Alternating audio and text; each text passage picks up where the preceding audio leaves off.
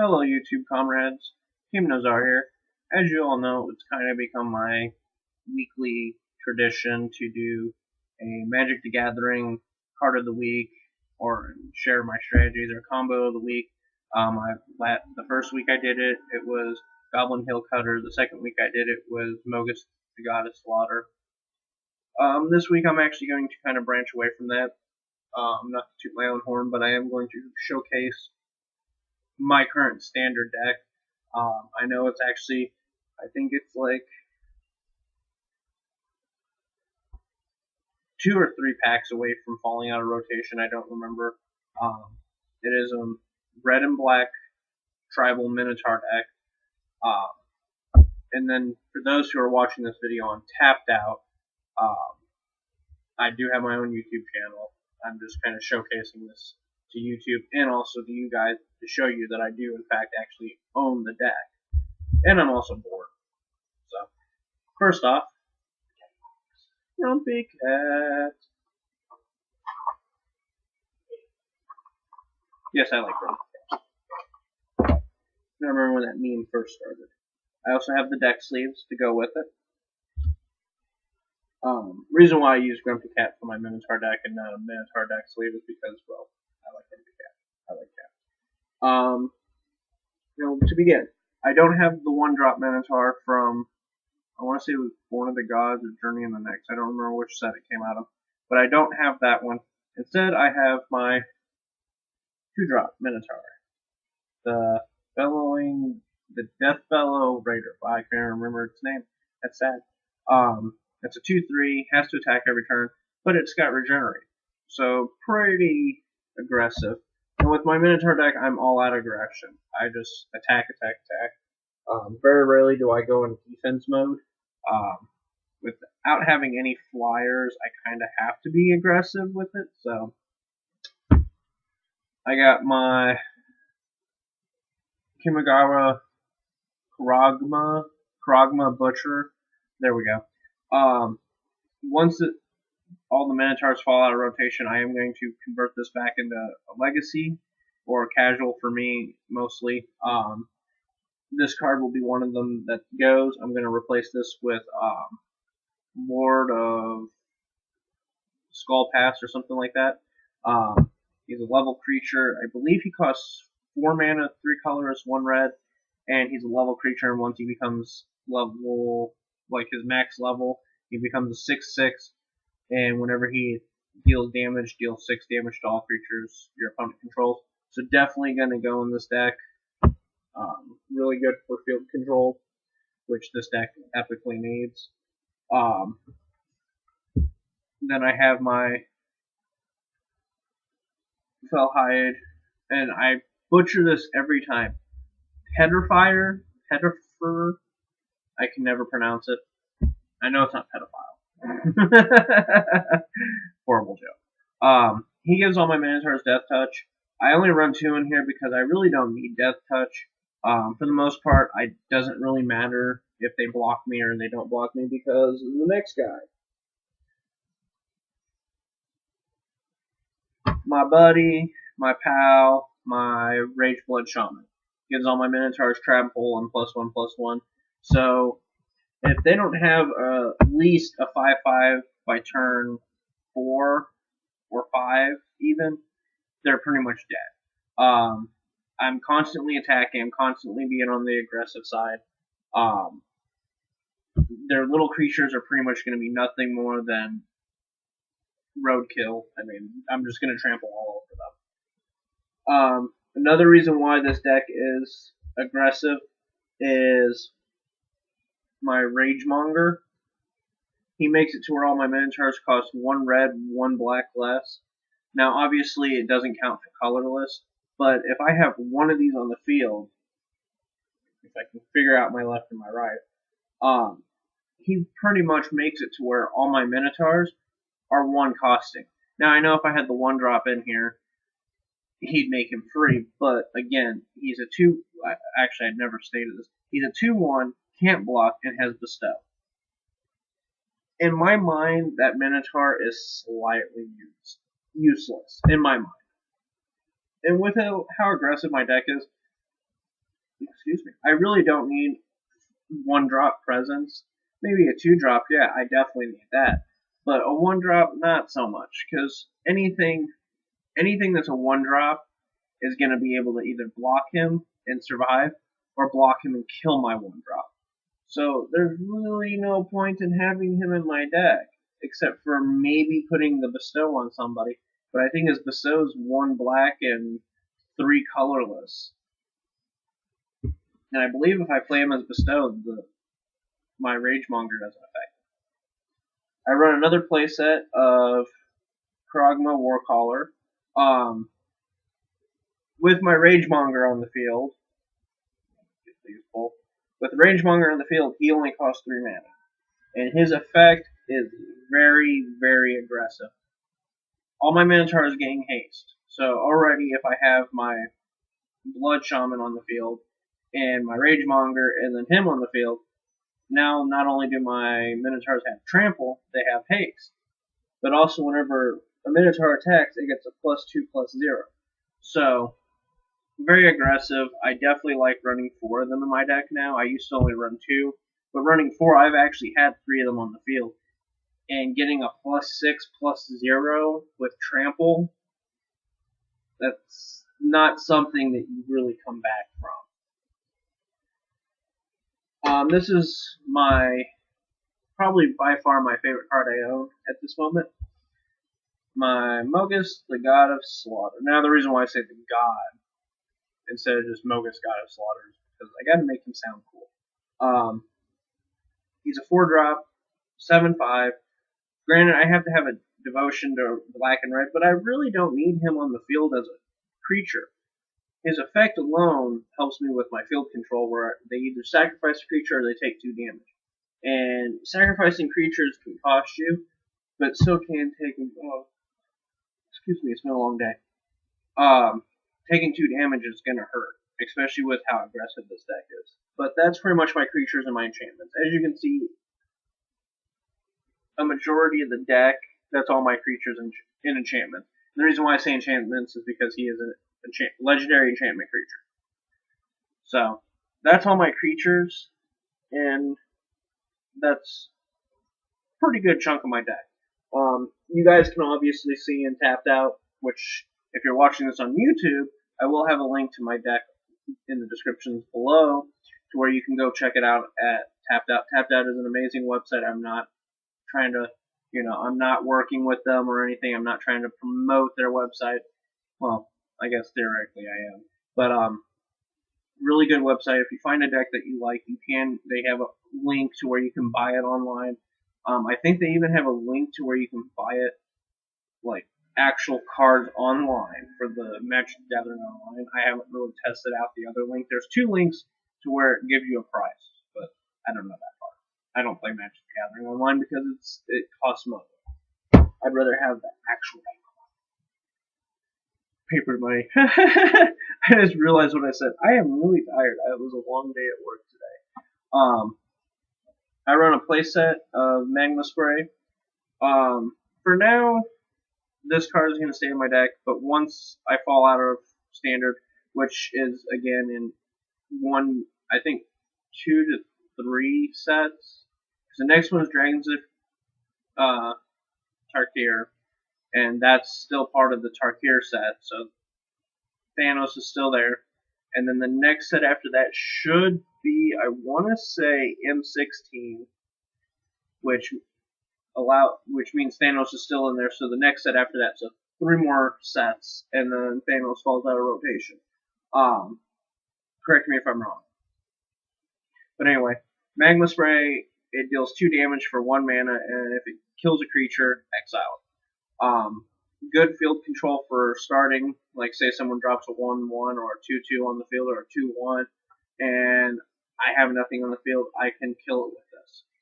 And it exiles it. Also really good to handling my nice little dashers. I love dash effects, but when you use them against me, I dislike them. Pretty much like anyone else. But this will help take care of that issue real easily.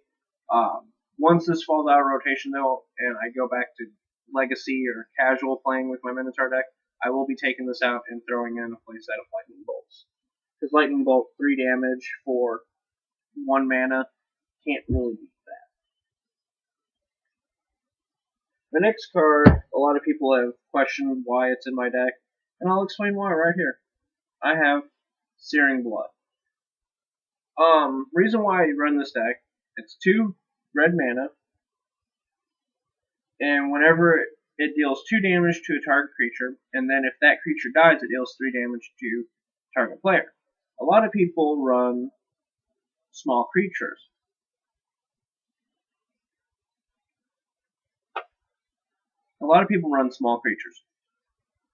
So, say you summon your soldier tokens to the battlefield. They're 1/1s. I can easily kill them with this and deal 3 damage to you. So, in taking any amount of damage from my deck, this Minotaur deck is not a good idea. You want to sit there and you want to try to not take damage and prevent it as humanly possible. And wiping the field and dealing damage to you at the same time, I really can't beat that. And every deck I know, there's not a single deck out there that I've seen except for like the monstrosity decks where you're based around getting this one strong creature out on the field in like turn 3, 4. But by then I already have Minotaurs on the field. And the next card I'm about to share will take care of the big creatures. But the mini creatures are gonna die quickly from that card. But anyway, the next card is actually the real reason why I'm posting this video on Tapped Out.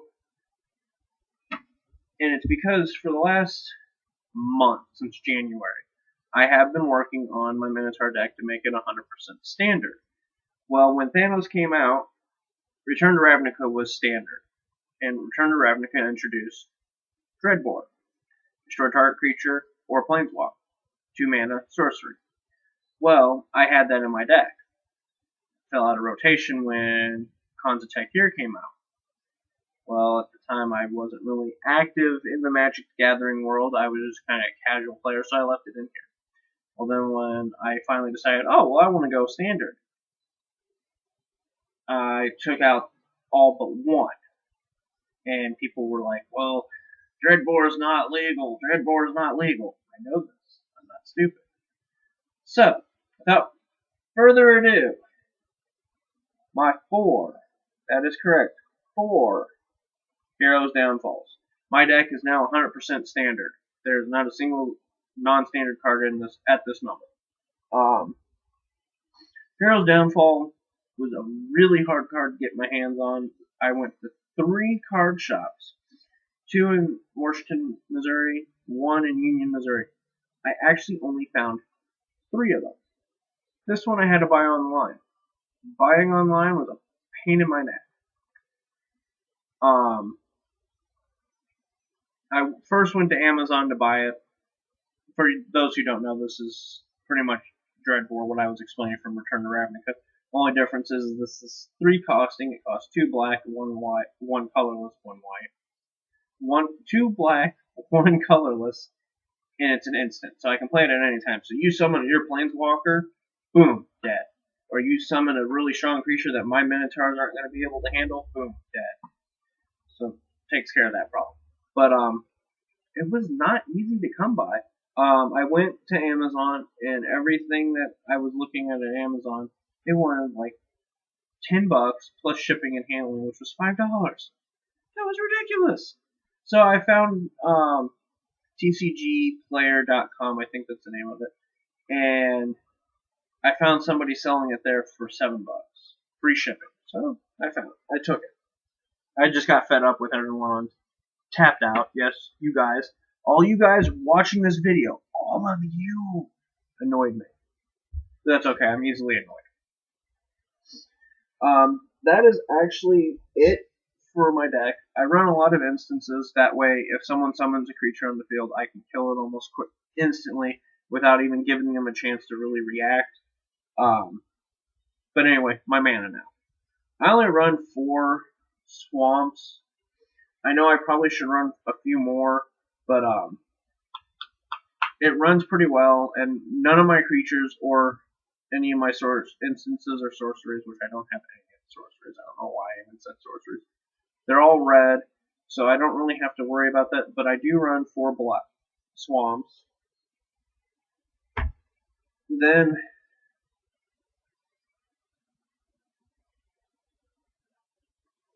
I run 12 mountains. The big reason why, gotta run the mountains. Obviously, most of my deck is red. I do run 2 dual lands. I have my Bloodfell Caves, which enters the battlefield tapped, but it gives me 1 life. Again, once my deck falls out of rotation, falls out of standard, and I go back to modern or legacy, I will be changing this out probably for Blood Crypt. Yeah, definitely gonna trade it out for Blood Crypt. I was trying to sit there and think what I wanted to trade this out for, but I'll trade this out for Blood Crypt, which, for those who don't know, Blood Crypt is island. You can really tell I'm tired, and I probably should not be making this video, but I'm going to continue for all you YouTube comrades out there and all you watching it on Tapped Out. And I'm just going to make myself look like an idiot, which I'm good at doing, apparently. But Blood Crypt is a swamp and mountain. Comes out tapped unless you pay 2 life. And with this deck, paying 2 life I probably shouldn't do, but this next effect is what I like. In combination with Dragon Skull Summit, if I control a swamp or a mountain, it doesn't come out tapped. It just automatically comes out, and it counts as a swamp, well, counts as black or red mana. It's just a non-basic land. But Blood Crypt allows me to automatically have a swamp and a mountain on the field, and it counts as both. So therefore, I don't really have to fumble around with my mana. Then I have Temple of Malice. I run 4 of them. Comes out tapped, but when it comes out, I get the Scry 1, which allows me to look at the top card of my deck and then put it on top or bottom. When this falls out of rotation, I was kind of struggling with myself if I wanted to switch this out for Dragon Skull Summit, and I've actually decided that I'm not going to. My swamps, because I obviously run 4 swamps, these are what I'll end up taking out for Dragon Skull Summit. Because Temple of Malice, the Scry ability does come in handy, especially when I look at the top card of my deck and I see what's on the field, I see what's in my hand, I know what I need to do to be more aggressive, and say I draw for my deck and I have all these really good creatures on the field and I get a mana. Obviously I don't need the mana, so I can put it at the bottom of my deck and hopefully draw a creature. So that's pretty much it for my main deck. I do run a 15 card side deck with this deck.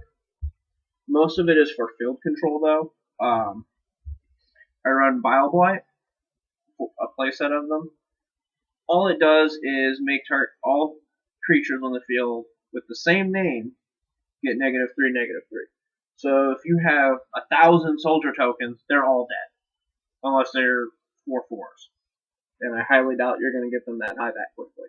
But that's pretty much my field control with people who like to make tokens, like my wife. She's a gamer who plays Magic the Gathering, obviously, if you watched her videos. She uses tokens a lot.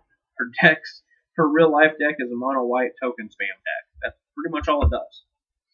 But just in case you're not a token spammer, but you do like to swarm the field, I have Drown in Sorrow.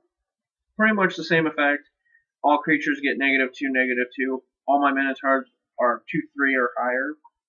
Actually, I think they're all just 2/3s. I don't think I have. No, that's a lie. Ragemonger is only a 2/2, I think. Let me look. I might be lying to you all, and I don't want to be made a liar. No, they're all 2/3s. So all my Minotaurs would be saved. But all your 2/2s or 3/3s, or, well, 2/2s, 1/1s, they're not safe. And it allows me to scribe. So that's another positive. This is a card that's kind of raising eyebrows right now with my deck. People are asking me, why do I run it? I run a playset of Stab Wound. In all retrospect, this card's kind of a filler. People have telling me that I should run some assault cards, like, not assault, but attack cards, like Attack on the Palace, or whatever those are called in the concept. I have been looking into them, and I am thinking about replacing my stab wounds with those cards. But for now, stab wound stays here. Reason being is, say you get a really strong creature on the field that's a 10/10. My Minotaurs aren't anywhere close to that. I place this on your creature, it's now an 8/8. My Minotaurs now have a slight chance of beating that, and you take 2 damage for that. So, kind of makes you want to sacrifice your creature because you're taking 2 damage every turn for having that creature on the field. So, definitely gonna think about taking that card out. I'm not for sure yet, and I apologize for my neighbors. The next card I have is Felhide Spirit Caller. They actually made a newer card for this that has the dash mechanic. It's not a Minotaur, sadly, it's just a human berserker. But pretty much what it does is, whenever I untap this, I may pay 1 colorless, 1 red, and if I do, I can put a token of any target creature on the battlefield, except it's now an enchantment, and then it gains haste, and then I exile. But this is any creature, so it could also be on your side of the field, but I have to untap this. It is in my side deck, because I really don't feel that I need to make more tokens, but say, for example, I have someone who's running a control deck, or they're running a swarm deck, or they're running a big creature deck, or just basically running a deck that can outpower me, put him in my main deck, and then copy their creatures every turn, and just try to keep him alive the best I can. Nothing, that's pretty much that for that. And then I have 2 whips of Erebos. It allows me to bring back my Minotaurs from the graveyard for 1 turn, to where I can just smack them 1 more time. And it gives them lifelink, which comes really in handy against burn decks. That's why I run that one. I was thinking about running the hammer, but I feel that the hammer is better in like token spawning decks or dashing decks, where you can pull your creature back and then resummon it and constantly hit for more damage. Well, no. Yeah. No, that's the one that makes them into... I'm thinking of the god. That's why I don't have that god, because I run this god, Erebos. I run Erebos to make it to where my opponent can't gain life, because my wife likes to gain life, and I know a lot of people run lifelink decks, and this also gives me draw power. But the hammer gives me a 4/4 token and makes all my Minotaurs have haste, which I already have a creature that takes care of the haste. So, and the reason why I don't run Purpurose, the god, is because of what I just said. Because I think he belongs in a token deck or in a dashing deck. But that is my Minotaur deck. Mogis' Death Metal Band. And not much more I can say about it. I've built it since when Thanos first came out. They started releasing some of the Minotaur cards. And then Journey into Nyx came out, and they released a structure deck, a red and black structure deck. Now, obviously, I'm on the wrong side. I can't tell left and right when I'm looking through my kit. Obviously, I'm red and black, Rakdos. That's my 2 colors. I wanted to get it just to test it out. And at that time, me and my friends were running this kind of like competition to where everyone bought a structure deck, and you could only build from that structure deck. And then every week when we got paid from work, we would go out and we'd buy a single one booster pack. And you could put cards in your deck, you can trade those cards. And that way it gave everyone, and because we were in a Magic club, and that way it gave everyone a chance to be on the same level. Because we had people who would go out and spend hundreds and hundreds of dollars on Magic cards, but then we'd have people who couldn't really pay for Magic cards, and we wanted to kind of make it to where it was more even, because the people who were paying hundreds of dollars of Magic cards were getting really good cards and making really good decks, and not allowing those players who really were just doing it for fun really get anywhere. And it made Magic look kind of boring. I'll admit I was one of the people that spent like my whole paycheck on cards. So, but that's where my whole Minotaur deck came from, because the structure deck that came out for Red and Black during Thanos, it was Vicious something. It's actually, if you look at my description in Tapped Out, I actually explain how my Minotaur deck came about. But the deck's mostly Minotaurs. There's not a lot of other creatures in there. I believe that was the one you get Thrax, the dragon, where when he comes on the field, deals damage to target opponent equal to the mountains you control. Well, the rest of the deck was pretty much nothing but Minotaurs and a few other creatures here and there. So I thought, let's take this card out, this card out, this card out. Oh, look, I have a Minotaur deck now. So that's what I ended up doing, and every time I'd buy a booster pack, I'd always trade everyone else for their Minotaurs, and I would give them really good cards.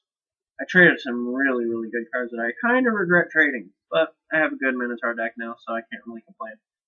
But, yeah. You guys saw my side deck, you saw my main deck. If you have any questions, comments, or concern, as always, leave it in the comments below. If you're watching this on Tapped Out, please subscribe to my channel. There's a little link right here. Or it should be eventually. I don't remember. I think I have it set to like appear 1 minute before I end the video, and I don't know how long I'm gonna rant and rave. So, but if you're watching this on Tapped Out, please subscribe to my channel and watch it. Every Friday I do videos on Magic Gathering, and all throughout the week I do video game playthroughs, and then weekends I do my reviews, and then Mondays I have my vlogs where I just kind of rant and rave about whatever I feel like. So, that was my Minotaur deck. Definitely, if you like what you saw, hit the like button. If you're on Tapped Out, hit the up vote button. Share my deck with everybody. I'm trying to, get everybody's feedback, and I like building off of everyone's feedback to see, where I can tweak my strategy and whatnot. For the most part, it is 100% Minotaurs. I don't want to put any other creatures in there. I want it all Minotaurs, plus my gods. And then, I really don't need any more, real advice, because I pretty much know what I want to do, as you can tell. But advice is always welcome, and it opens my mind to other possibilities. So, as always, you two comrades, rock on. Oh, one last thing. Tapped Out, rock on too.